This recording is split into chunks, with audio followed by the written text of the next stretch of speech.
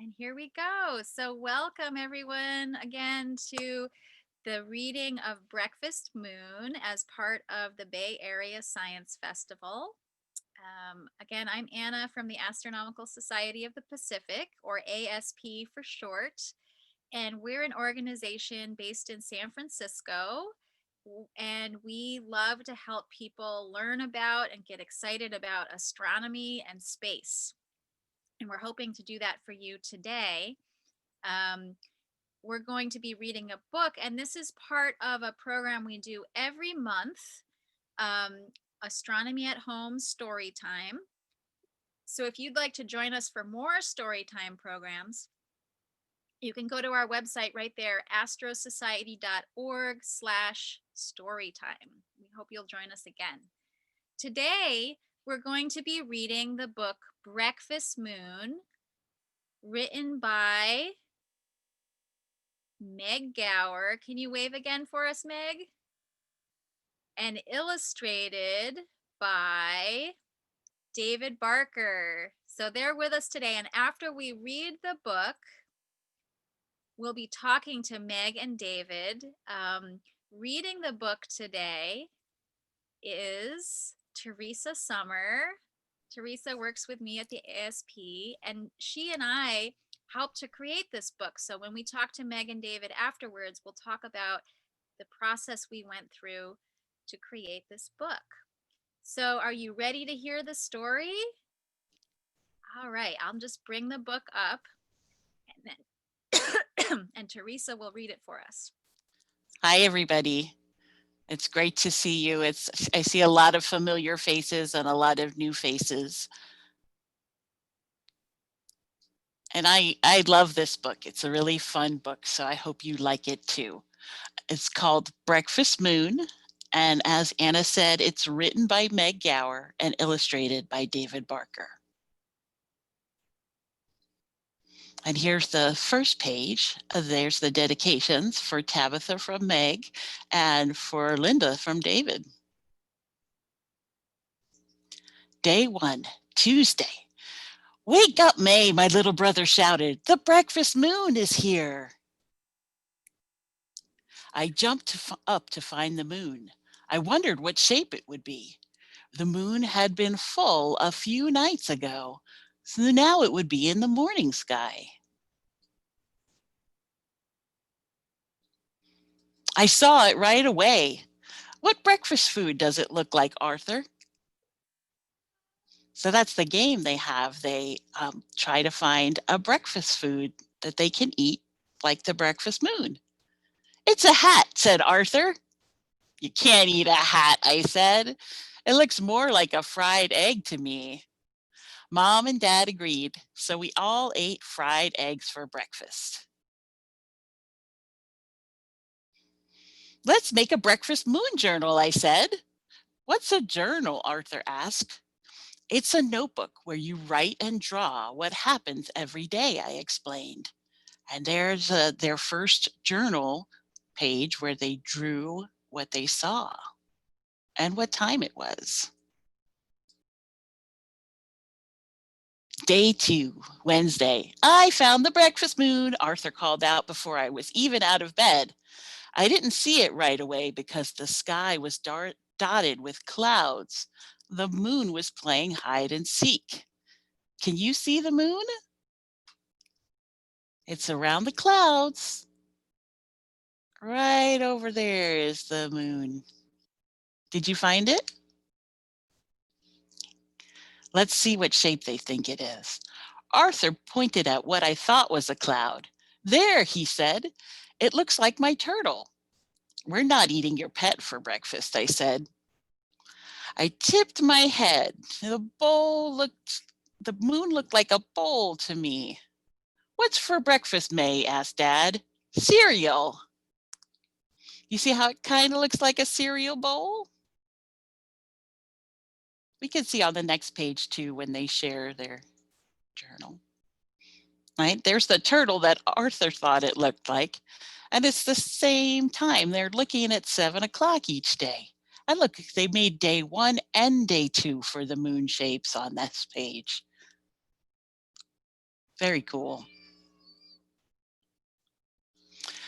Day 3, Thursday. I was the first one to the window today. No hide and seek. The breakfast moon was right there. Can you see it?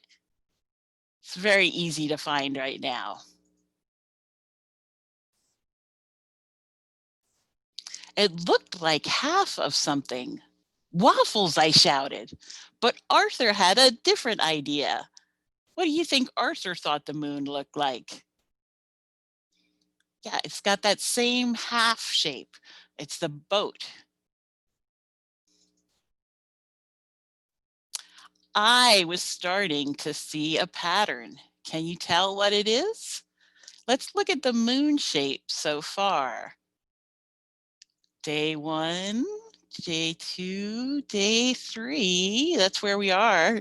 Let's see what's going to happen tomorrow on day 4. Day 4 was Friday. I couldn't find the moon. The sky was filled with clouds again. But Arthur just walked by the window and pointed. Do you guys see the moon? You might need to look a little closely for this one. Yes. It's right above the house there. We see it.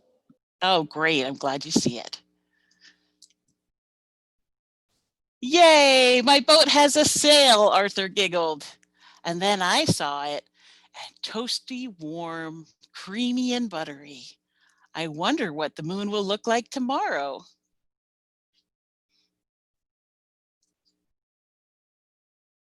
So May drew the sail and the croissant.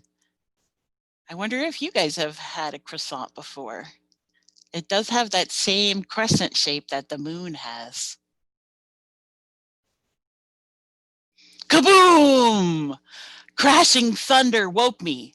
No moon was in sight. I got worried. How would we know what to have for breakfast? I love on this page that it has the big kaboom and also that Arthur and May are wearing raincoats. So cool. What do you guys think? What shape is the moon? Then I remembered there was a pattern. So let's see day 1, looking at this pattern of days as it goes by. Day 2, day 3, day 4. So I made a guess. Do you know what shape I chose?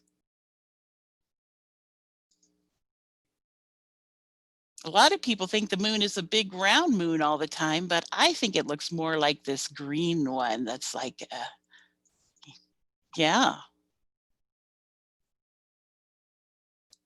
Okay. I chose a crescent shape and yummy cantaloupe for breakfast.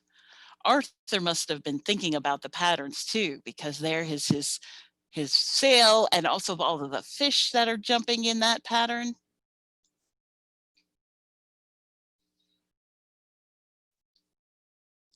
Oh, look, said Mom, the sky is clearing. We were both right, I said. Now they can see the moon and they know what shape it is. Rainy day, couldn't see the moon, so we guessed. And it turns out we were right. There's the list of the moon shapes so far. Now maybe you can see a pattern even clearer. What's going to happen tomorrow? Day 6, Sunday. Get it? Like the sun. I was glad the sun was shining today. I could see the crescent moon up high in the sky. It was even skinnier than yesterday. But why did Arthur have a basket? He's got a little basket down with him. Oh, look, May, Arthur laughed. It's a banana moon. And he's filling up his basket with bananas. Watch out for the rhinoceros, I said. And if you look at this page carefully, I bet you can find some crescent moon shapes. There's definitely one in the horn and one in the bananas, but can you see some other shapes? Like maybe the trees over here or the giraffe's neck. Filled with crescents, this page. It's a fun adventure page.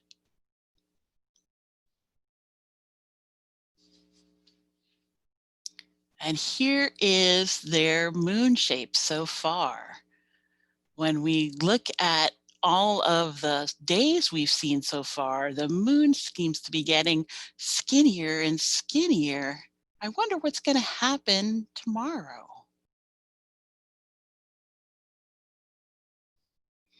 Day 7 was Moon Day, like Monday. My brother and I both frowned. No breakfast moon. Did it go away? Arthur asked. No, honey, said Dad. It's still there. We just can't see it anymore. Why not? I asked. Mom said, let's take a look at your journal. What did you notice?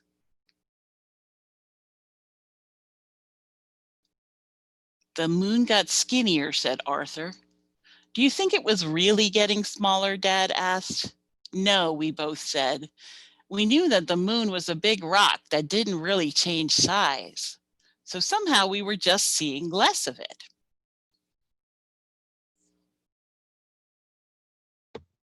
Next page. What else, May? Mom asked. Where was the moon each morning? Well, it looked like it was moving towards where the sun is in the sky, I said, and now we can't see it at all.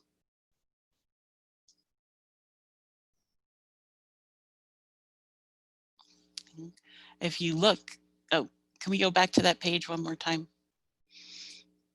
See, that's where we saw it first, but it sort of slowly moved across the page and seemed to get smaller and smaller as it was getting closer to the sun. That was what the pattern was. But it will come back again. This much I knew. Of course, said Dad. In a few more days, we can look for the new crescent moon in the evening sky.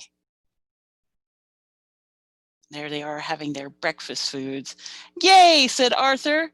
Then we'll get to eat the supper moon. Or we can go on another adventure, I said with a wink. And here are some objects that maybe you could think of for your supper, like maybe you have a taco or pizza for supper. And so this is what the supper moon is. And that's actually the phase the moon is going to be in the next coming week. So take a look and you'll probably be able to see it towards the nighttime. Yeah, afternoon and into the evening. Afternoon, yeah. It's kind of challenging with the sun and this high in the sky, but it's yeah. And a couple of things I want to show you. Here's the whole circle of moon phases, and it doesn't go around a table. It actually goes around the Earth. So that's when we see the different phases of the moon and the different parts lit up. I also want to show you that the characters, May and Arthur, were actually named after famous African-American scientists. Dr. Mae Jemison was the first African-American astronaut, and Dr. Arthur B.C. Walker studied the sun. He was a solar physicist. So the sun and the moon are kind of both with our kids' names.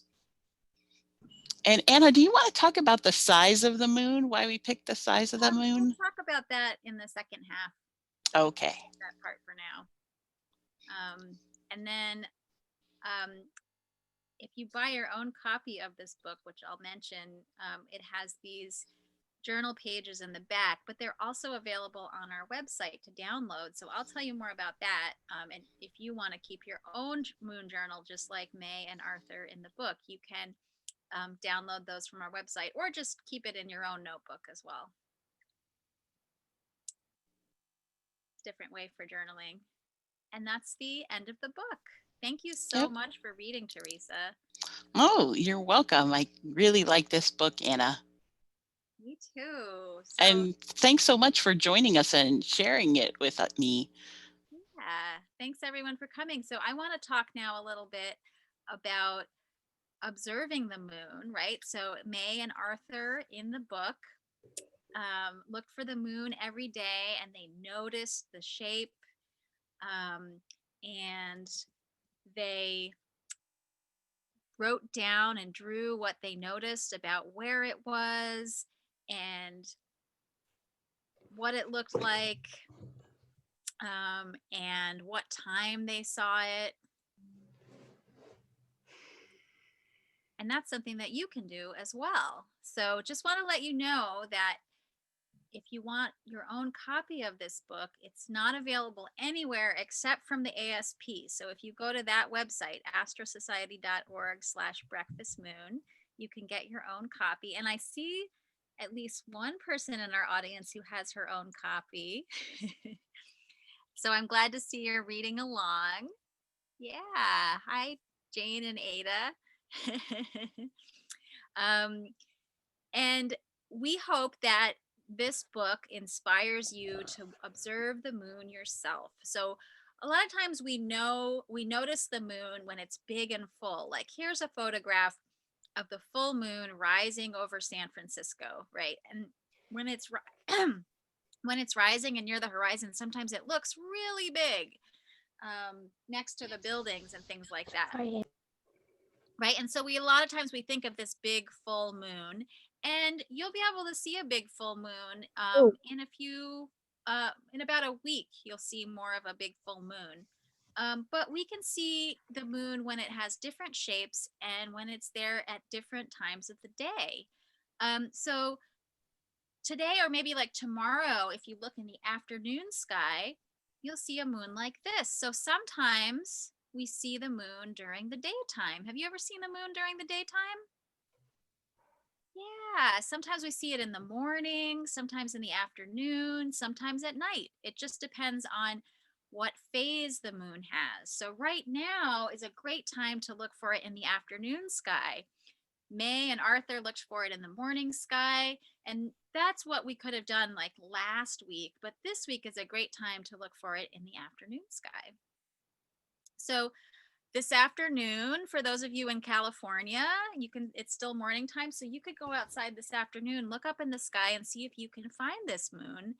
And I think it'd be a great idea if you wrote down a moon journal, like what you can see. So on the Storytime website, remember astrosociety.org/storytime, you can find some instructions and guidance on how to look for the moon in the sky.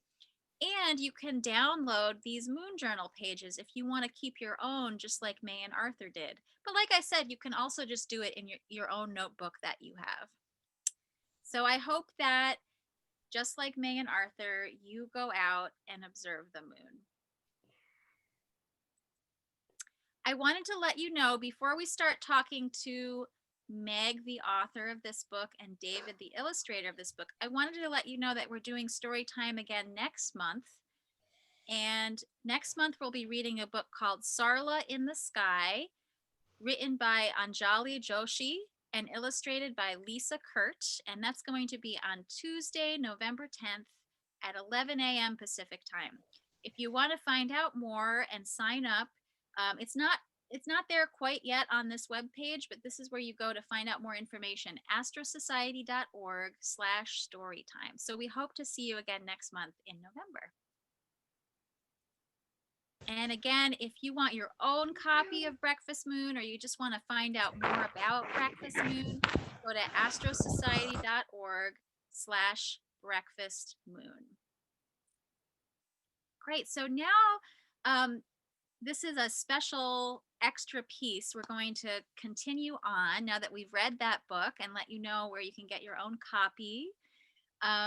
We want to talk more about how we created this book. So as I mentioned, in addition to me and Theresa from the Astronomical Society of the Pacific, today we're joined by the author and the illustrator of the book. The author of the book is Meg Gower. Hi, Meg. Do you want to say a few words to introduce yourself? Hi, I am joining you from Michigan. So it's really great to be here. And I love reading to kids, and I love doing star parties. So it's... Yeah, thanks, Meg. And then we're also joined by David Barker, who is the illustrator for the book. So that means that he created all the pictures in the book. Hi, David. Do you want to introduce yourself? Hi everybody. This was a very Come in and rock around. Yeah. This was a very fun project to work on. I've always wanted to do a children's book ever since I was a little kid. And so this was a great opportunity to try to do something with, I had a great time trying to make the story come alive. Yeah, you did a great job, David. And David, you used to work at the Exploratorium, right? I think we have a Yes. lot of kids from San Francisco who have probably been to that museum. Who's been to the Exploratorium? Guns are hidden. Oh yeah, that game. Yeah, that was fun. Did you do it? Yeah. The guns were in the All right, graveyard and so stuff. Oh yeah. Theresa, yeah, thanks. I just want to remind the kids to please mute yourself. I have to mute everybody, including Anna and David and Meg, if I'm going to mute you. So please just try to keep your mic muted so everybody can hear. And we are going to have a special section for you guys to ask all the questions you want. And that's going to be coming up pretty soon. So just hang on to those questions. They're always important. All right, so let's talk a little bit about how we created this book. So as I mentioned at the ASP, we like to help people learn all about astronomy and space. And we spent many years creating fun activities for children, I think around a lot of your ages. So for 3, 4, 5-year-old kids, is there anyone here who's 3 years old? Anyone who's 4 years old? How about any 5-year-olds? So we were making activities. But I'm 6 years old. Oh, and a 6-year-old. And you know, some of these activities were really good for 6-year-olds 9. too. We created activities designed for kids your age, all about astronomy and space. So here's a girl around your age who's looking through some binoculars, learning how to use the tools of astronomy. We pretended to be astronauts and made our own space helmets. So we were really excited to work with kids your age and help them learn all about space and astronomy. One of our favorite activities from this My Sky Tonight program, what part of it was reading this book called Moon Bear's Shadow by Frank Ash. Anyone know this book or read it before? You can raise your hand quietly. And what we would do is we would read the book to a group of kids. This is my friend Ellen reading that book. And then we would give them some of these materials. And the book is about a bear and his shadow.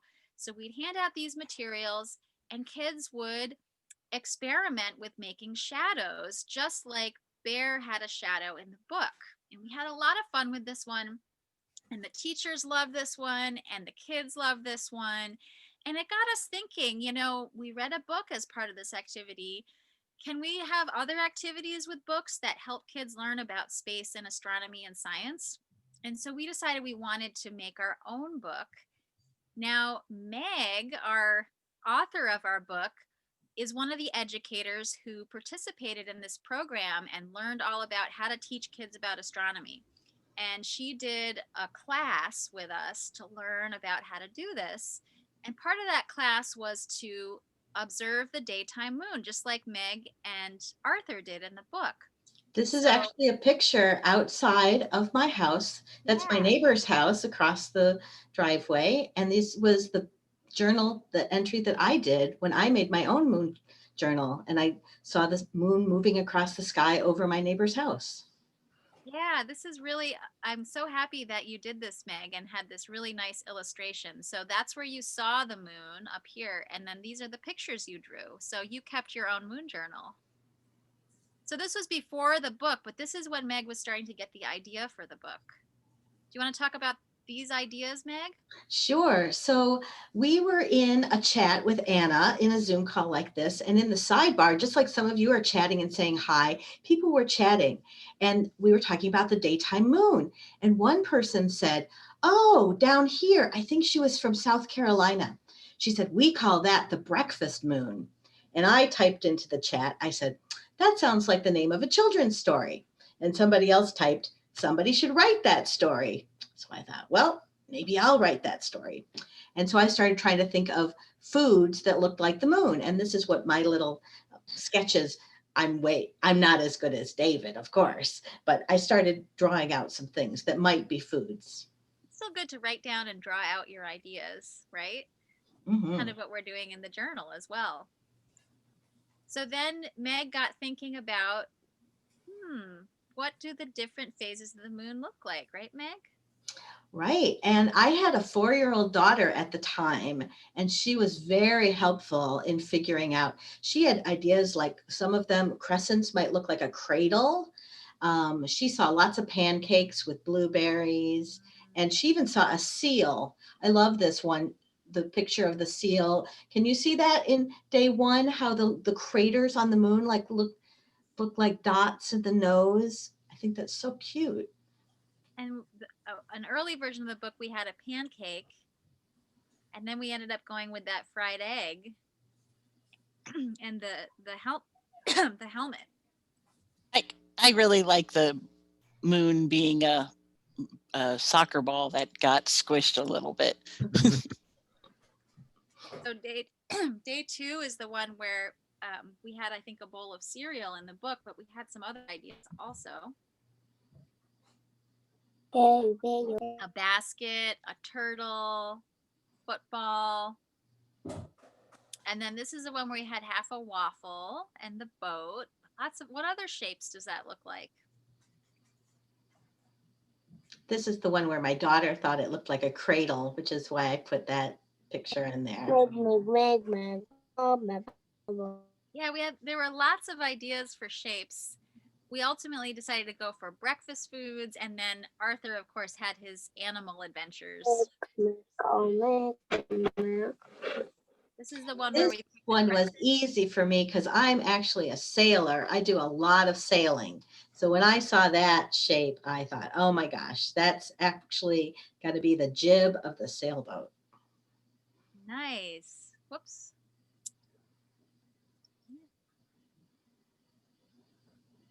Oh, and here's the one where we had a melon and some fish with the crescent moon.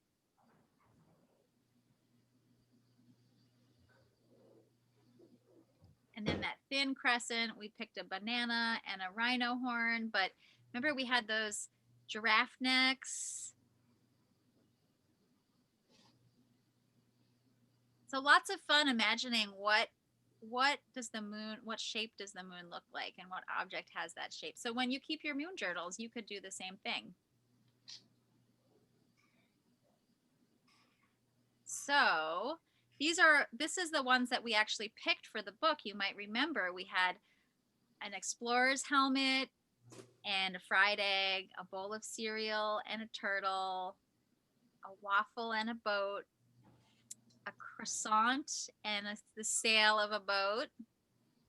Oh, and then on that rainy, thundery day, it looked like a melon and a fish jumping out of the water. And then the next day, when it was a very thin crescent, that was the banana and the rhino horn. Lots of fun shapes.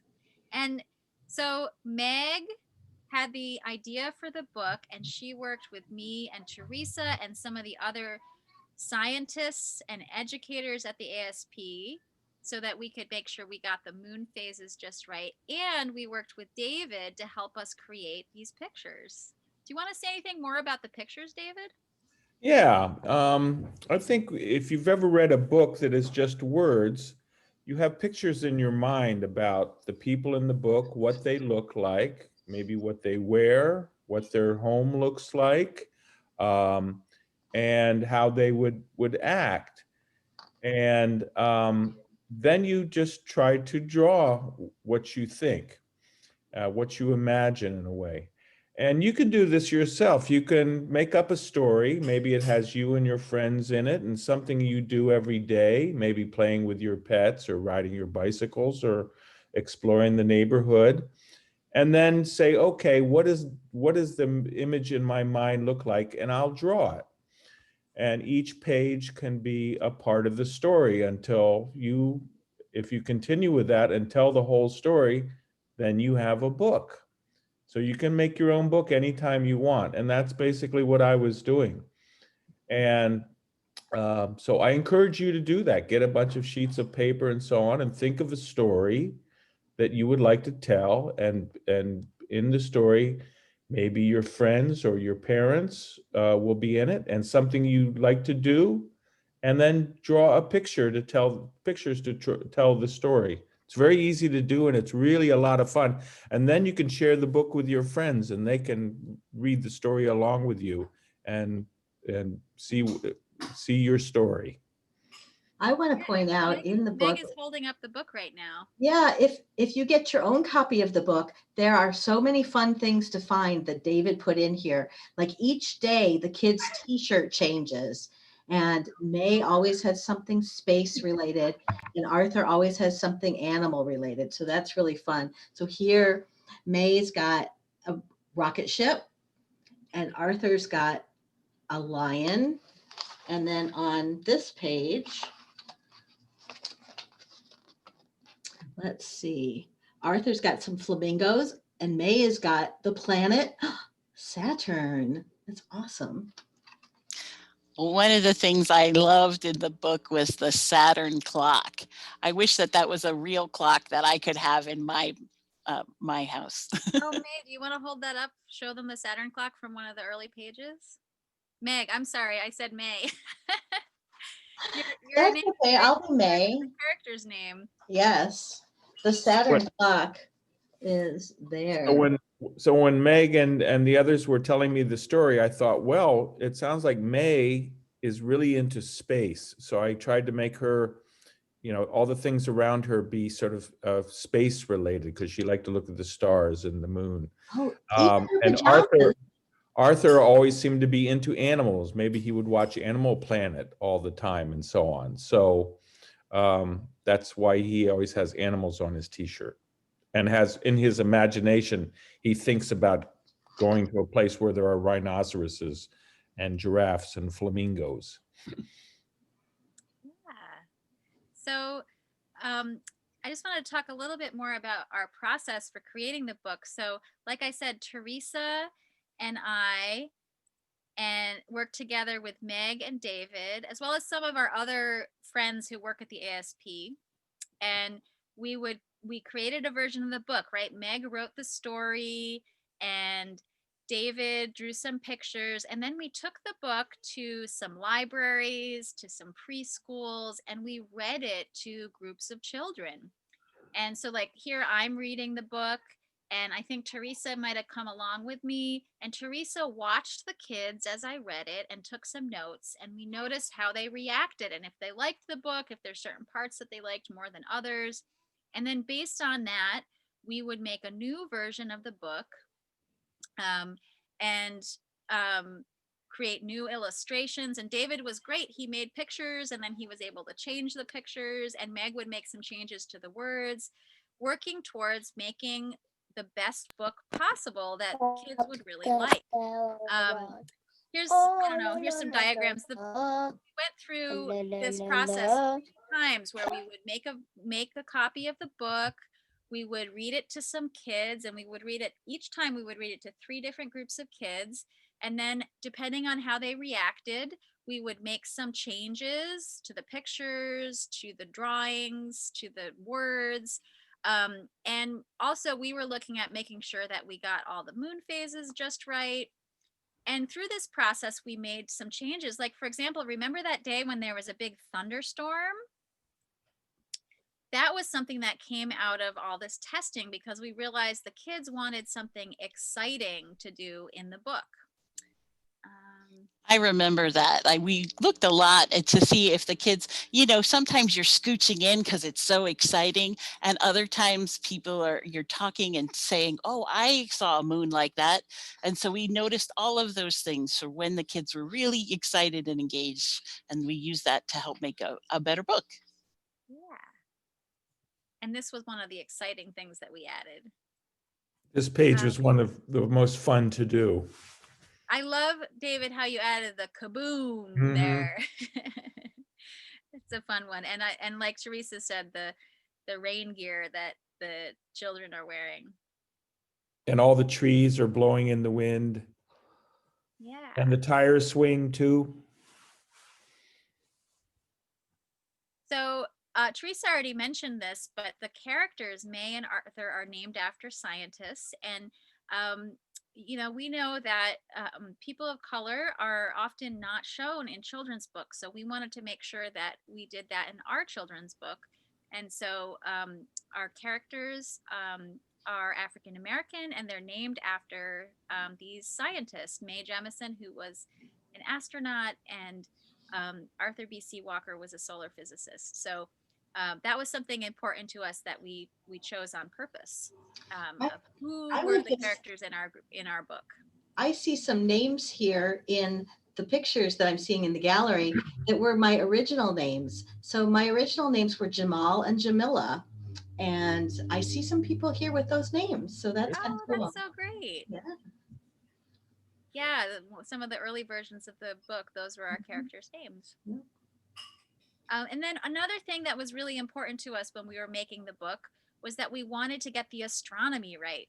So a lot of times in picture books for kids, when there's moon phases, they have some mistakes where it doesn't really work the way the moon phases work in real life. And because at the ASP, we're all about helping people understand astronomy and space and the stars and the moon, we wanted to get it just right. So this was a chart I was using in my office to try to map out just where we wanted to put those moon phases and the moon in each illustration for each day. So we would kind of move it around and try to get it just right. And we'd work with David to make sure that we could fit it in the illustration. So David took that chart that I had made with Post-it notes and stickies and mocked up this one for the illustrations and helped us decide where would the moon be each day and make sure it looks like just like it would in the real sky.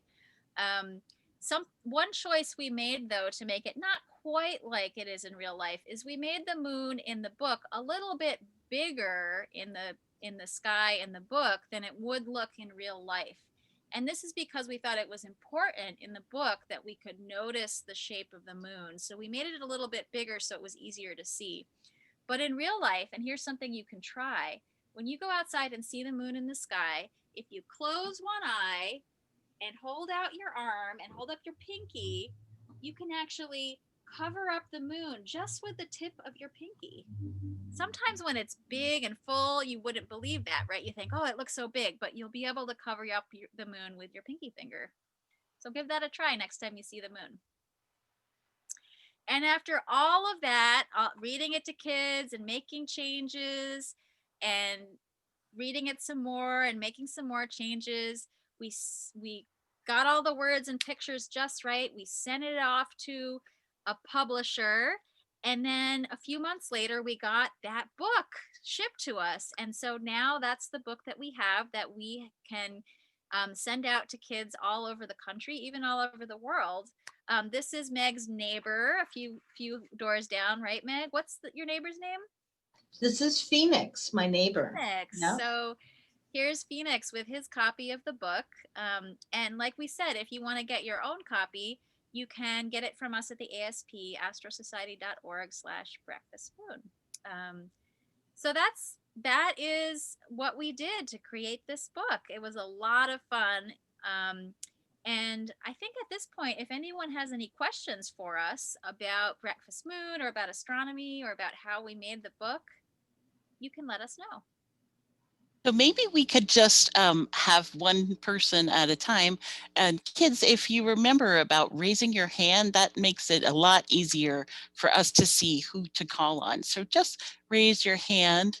I saw Jane Ryder first with her hand up.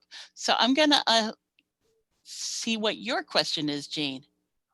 This is Ada, actually. Oh, hi, Ada. What's your question, sweetheart?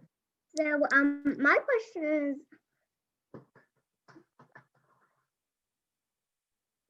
I want to know if, Do you want some more time to think about it? yeah. Okay. We can come back. I often forget the question when I am Me too. asking about it. Okay, I see Adita down below for me has a hand raised. Could you see the astronauts on the moon? Oh, that is a really good question. Yeah, we could see it when they were on there with the camera from their spaceship. but we can't see them up there now. They're not there, and it's too far away for us to see things like that on the moon. We could just see the big features on the moon. Even with a really strong telescope, we wouldn't be able to see the astronauts on the moon. Or even their footprints, which are still there. Yeah. Can't see them unless you get really close to the moon, like the astronauts did. Thank you. Yeah, you're welcome. Thanks for joining us. I see a lot of kids have hands raised. I have a question. Okay, go ahead. Can I show you my artwork? Oh, yes, I would love to see your artwork. Maybe we could spotlight him.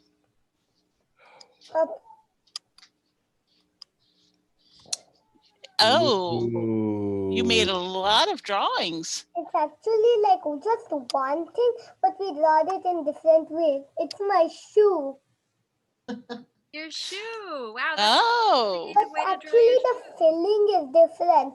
Like my shoe doesn't look, this is the normal shoe, but I filled it in differently.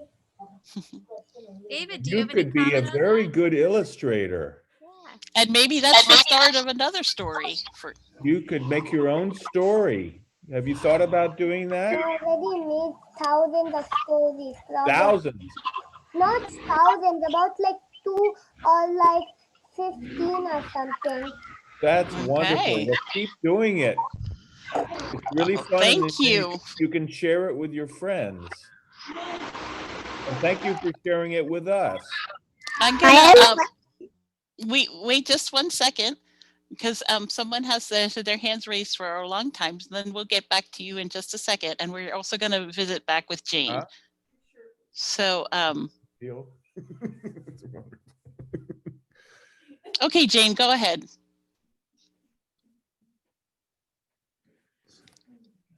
Okay. Does Mars have water? Does Mars have water? Mars is a really interesting planet, and a lot of scientists are wondering that.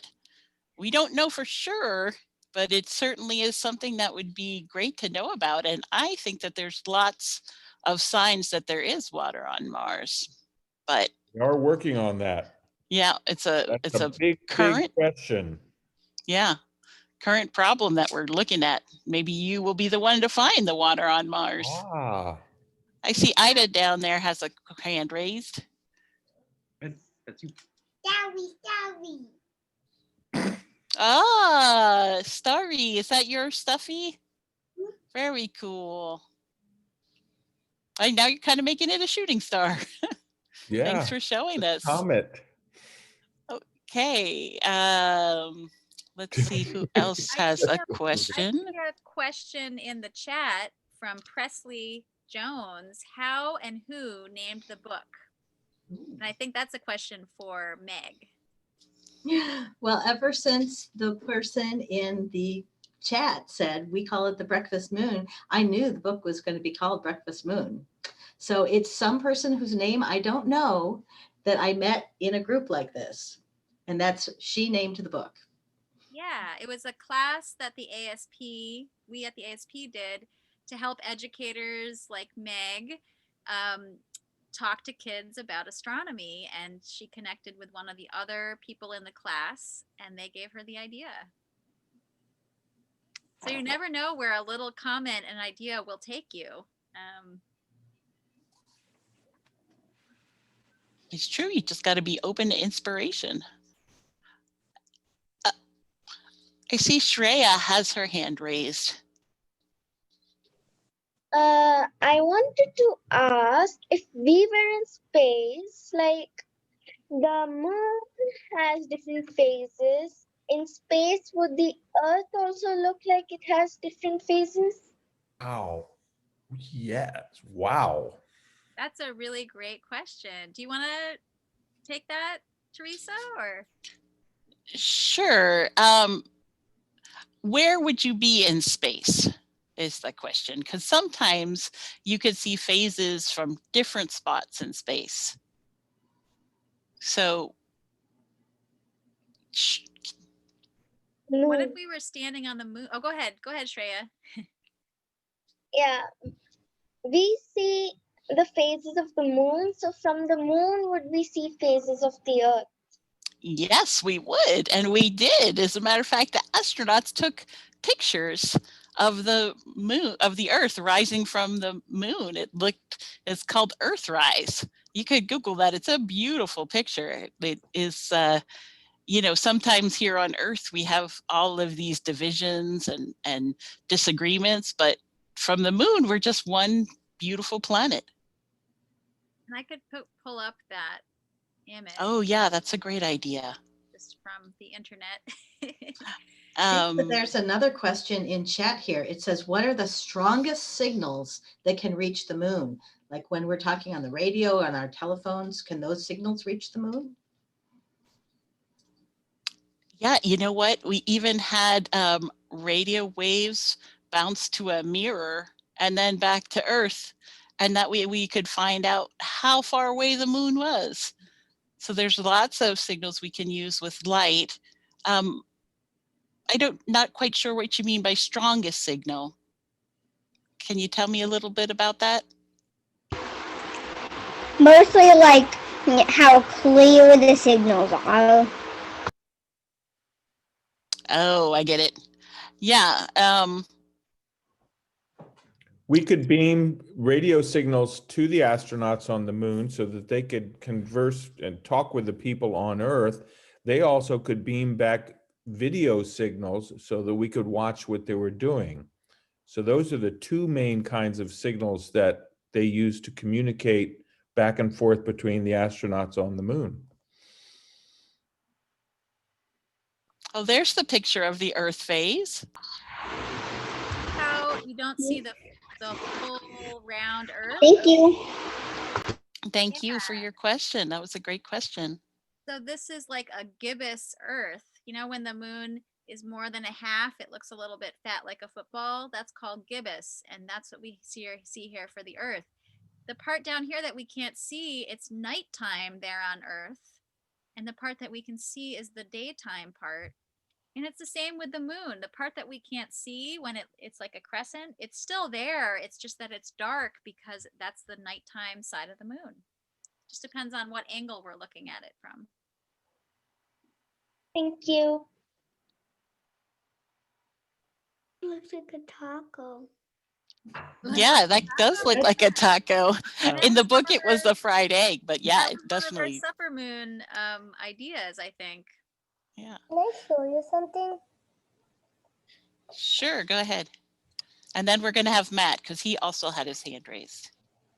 Look at my dinosaur book. It even has tiny bags and they contain these puzzles, and there's a giant diorama. Oh, wow. Another science book. Is that one of your favorite books? Yeah, one of my favorites. And the puzzles came from here. The puzzles came from here, that bag. And then they even have like tiny facts about it on some pages. Yeah,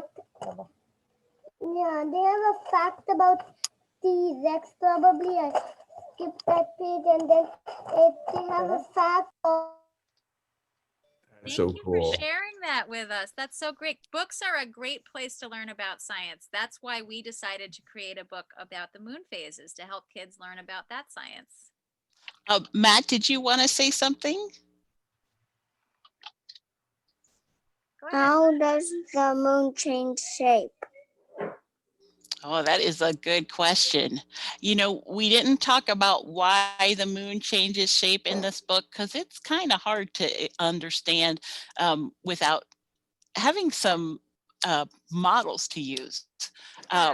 But what we can notice from Earth is the pattern and how it looks different from time to time. And if you use a journal, you can use that to help you understand the pattern.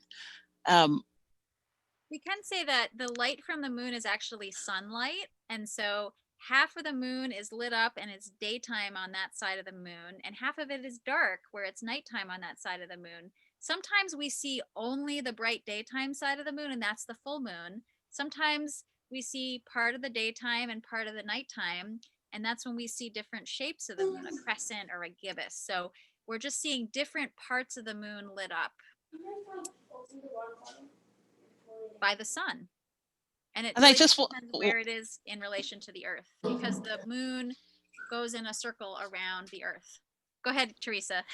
I just wanted to say, if you have a ball that you can hold up to the moon in the sky, you might see something really cool that happens with the ball matching the shape of the moon. So check that out if you have a white or light colored ball at home. Or even like an orange will work. Yes, it's true. If you go out and look for the moon this afternoon in the daytime sky, if you hold up the ball or the orange and line it up with the moon in the sky, see what you notice. Can I try something here? Do you see the light on the side of my face? The sun is over there. Now, if I get up and I start to turn, see, more of my face is lit, and now more of my face is lit, and now I have a full moon face. Before you had a crescent moon face. Then the side of my face is lit. Now I'm kind of gibbous, and now I'm crescent, and then now I'm completely dark. So I did that with my head. So think of my head being the moon and the light being the sun.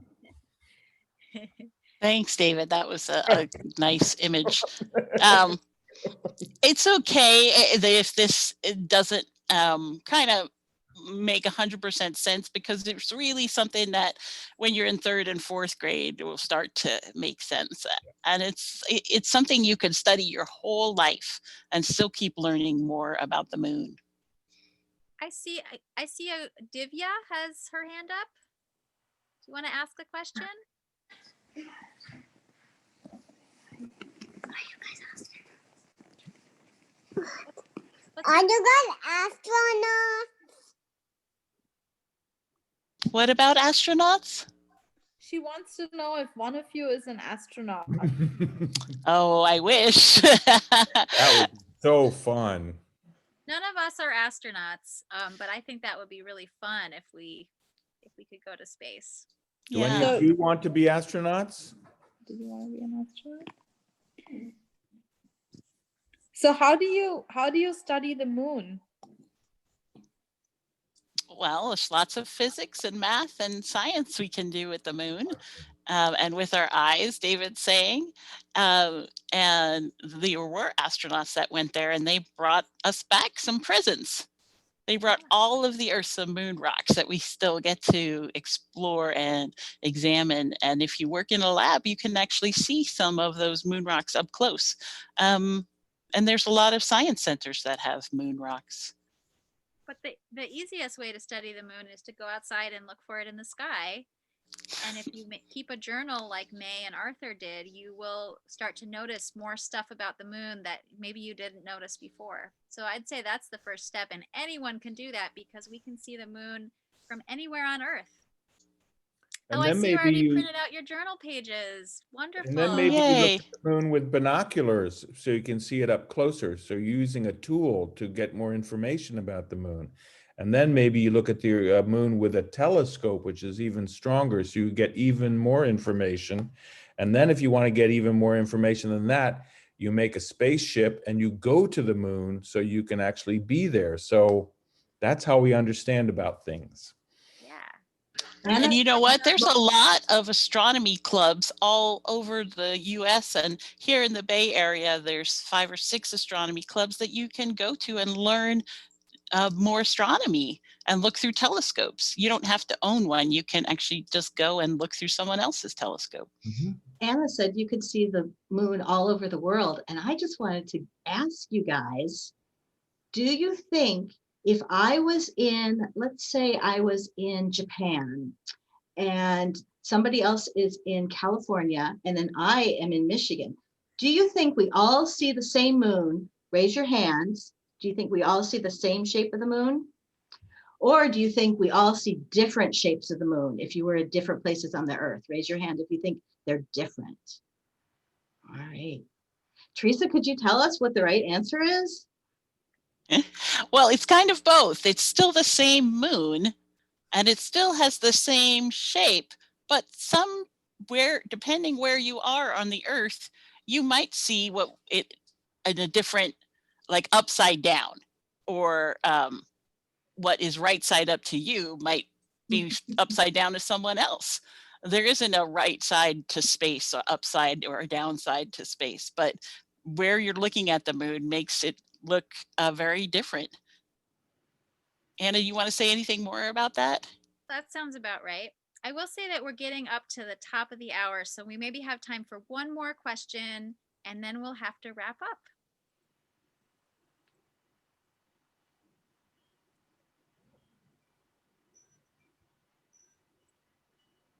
Alex has a question, I think.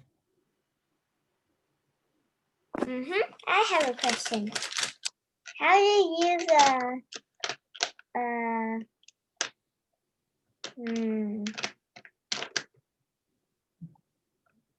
can you use a log to see the moon? A log? Because if you cut the middle and add some things like a telescope, can you see the moon? Oh, like could you build a telescope out of a log? Yeah. Really, yeah, what you need in order to make a telescope is some special mirrors and lenses. Those are pieces of glass that help us collect more light and focus it so that we can see that extra light in our eyeballs. So If you have a magnifying glass, that's a lens. Yeah. And those, David had mentioned, sometimes we use tools to extend our senses. So if there's something we can't see because it's too tiny or it's too far away, we can use mirrors and lenses to help us see them better, to make it look closer or bigger. And, you know, maybe, so with telescopes, you often have a tube that's part of that, and maybe you could make that out of a log. That's a good idea. Thank you so much for your question, Alex. Just one thing, if you're going to be using lenses or even just holes in objects, don't ever please look at the sun. It's really bad for your eyes and can damage them. So don't use special tools to look at the sun. Unless you, go ahead, Anna. Yeah. So we're going to wrap up.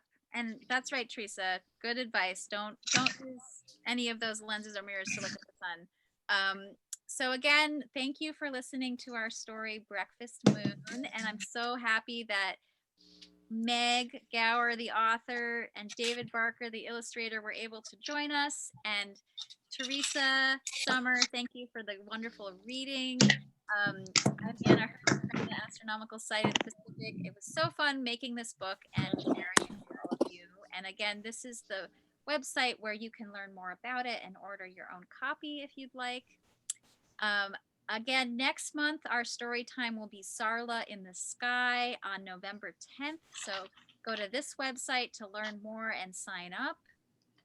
And just as a reminder, this was part of the Bay Area Science Festival, which was just kicking off today. So check out more of the events happening today through October 25th. And you can learn more at bayareasciencefestival.org. And thank you, everybody, for coming today. Yeah, thanks for coming. Bye. Bye. Bye. Bye. Bye. Bye. Bye. Bye. See you next month. Bye. Bye. Bye.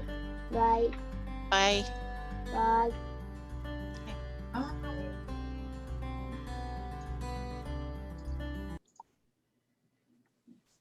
Bye, David and Meg. Thank you. Thank you. That was great.